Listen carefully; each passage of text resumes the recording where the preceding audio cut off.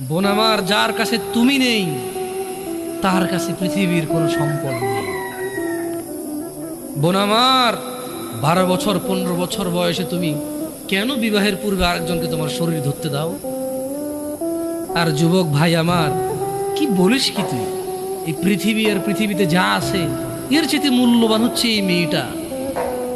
তো এরকম মূল্যবান একটা জিনিস ওর ধরে ছুঁয়ে তুই ওকে ওর মূল্য কমিয়ে দিবি? এত বড় জুলুম ওর প্রতি তোর! তুই আল্লাহকে ভয় করিস না তাই বলে এতটা এতটা কি বলিস তুই? তুই কি কারো গাড়ির গ্লাস ভাঙছিস জীবনে? না। কেন? ওর লস হবে। তুই কি কোনোদিন কোনো মানুষকে ঘুষে দিছিস? না। কারণ তাহলে ও বেচারা কষ্ট পাবে। তুই কি জীবনে কারো পেটে ছুরি ঢুকাই দিছিস? না। ও মরে যাবে, তাহলে ওর ফ্যামিলি ক্ষতিগ্রস্ত, লসে পড়ে যাবে। তুই কি কারো টাকা মারছিস কোনোদিন? না। তাহলে ওর ফ্যামিলি টাকার কারণে কষ্ট পাবে।